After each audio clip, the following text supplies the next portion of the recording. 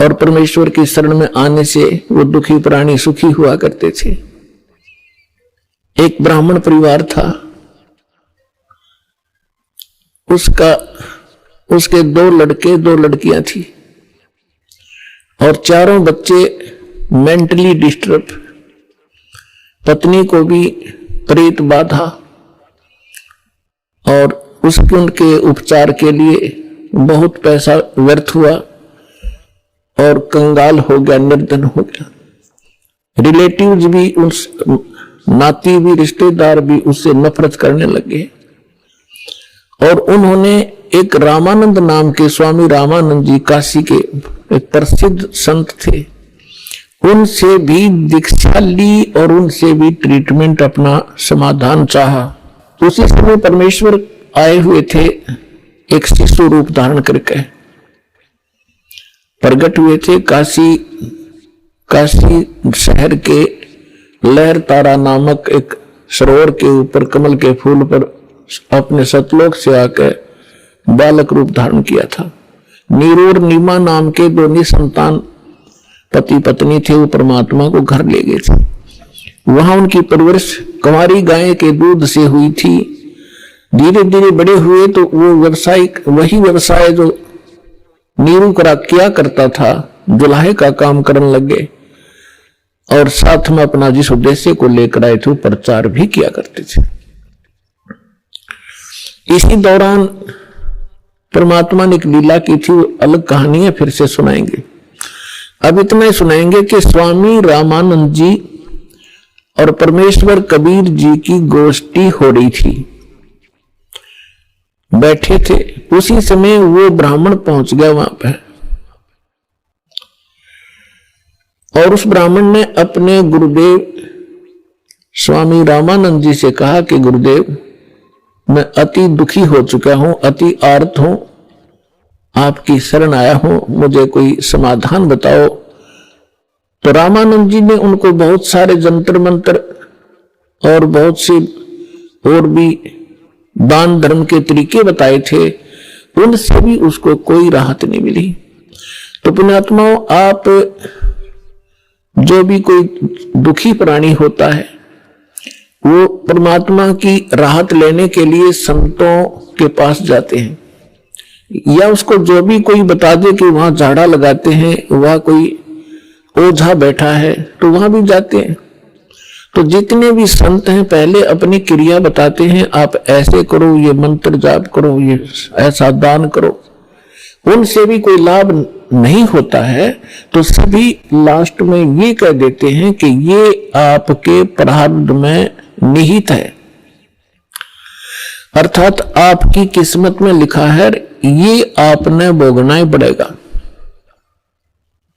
फिर उदाहरण देते हैं कि जैसे भगवान श्री राम ने बाली को मारा था, जो सुग्रीव का भाई था, वृक्ष की ओट लेकर, और उसका भी बदला भगवान ने भी देना पड़ा श्री कृष्ण रूप में।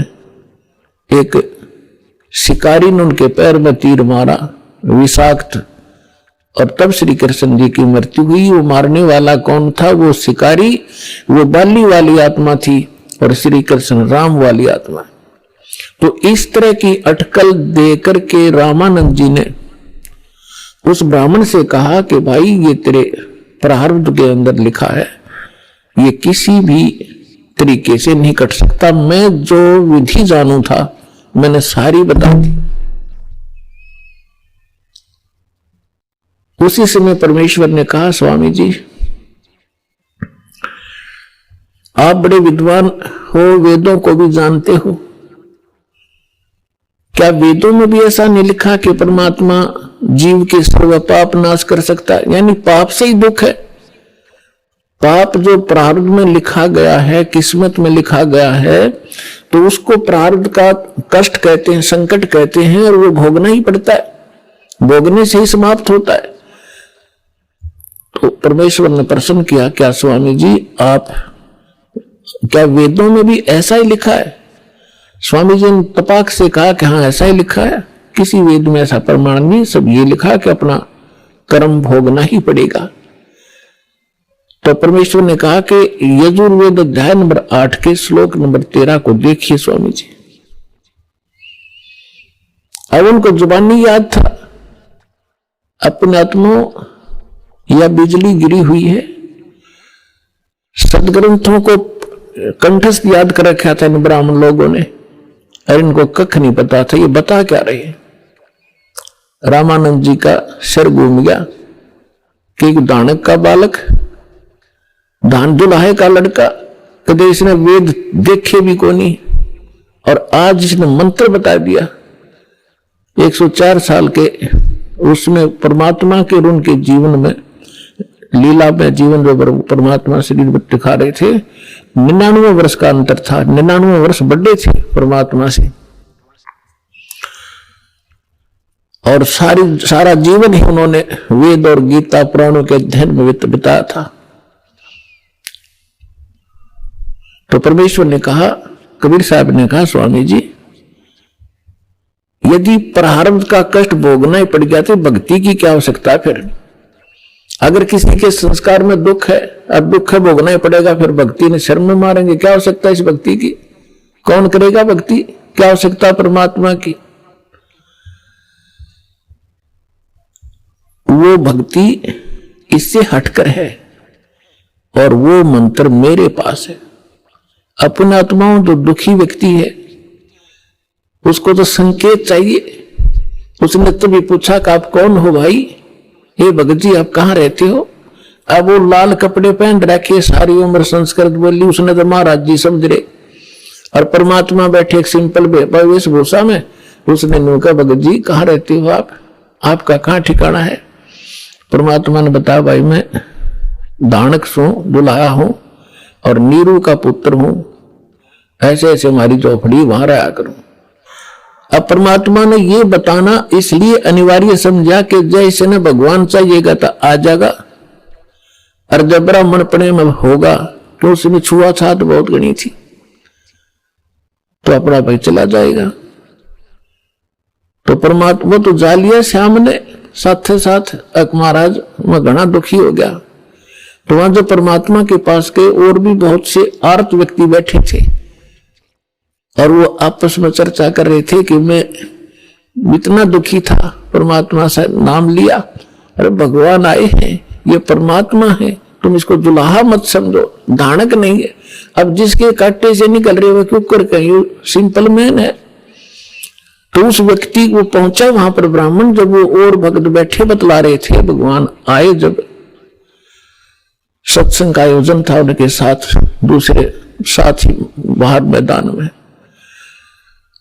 तो उस ब्राह्मण का कुछ दिल डटिया, जब ये सारे भगत कह रहे हैं तो कुछ बात बनेगी। तो परमात्मा के आशीर्वाद मात्र से परमात्मा ने कहा, भाई अपने सारे बच्चों को ले आ। उसने सारा दुख बताया, उनको दीक्षा दिला। तो उसने सोचा पहले अपने लड़कों को ले चलता हूं, क्योंकि इज्जत और बेइज्जती हमारा साथ लटक रही है, घर में कह टूट रहा। दोनों लड़कों को ले आया। परमात्मा ने दीक्षा दी, बेटा भक्ति करोगे ना जब बात बनेगी। केवल आशीर्वाद से भी सुख दे देते, लेकिन वो तो एक का दुख टला, आगे जीवन में पता नहीं कितने दुख है आपके। परमात्मा ने नाम दिया, दोनों बच्चे ऐसे स्वस्थ हो गए जैसे कदे दुख था ही नहीं। अपने आप उठ कर गए, उन्हें लाया था बैठा कर, तो उनको एकदम खुशी की लहर आ गई। फिर अपनी बेटियों को, पत्नी को, सबको नाम दिलाया। परमात्मा के आशीर्वाद से सब ठीक हो गए, स्वस्थ हो गए कुछ ही दिनों में, और फिर घर का काम भी उसका बहुत अच्छा चलने लगा। अब वो जहां भी जिसने मिला है उसी को कहे कि भगवान आए हैं, चलो वहां पर परमात्मा आ रहे हैं, दुल्हाओं की कॉलोनी में भगवान उतर रहे हैं, पर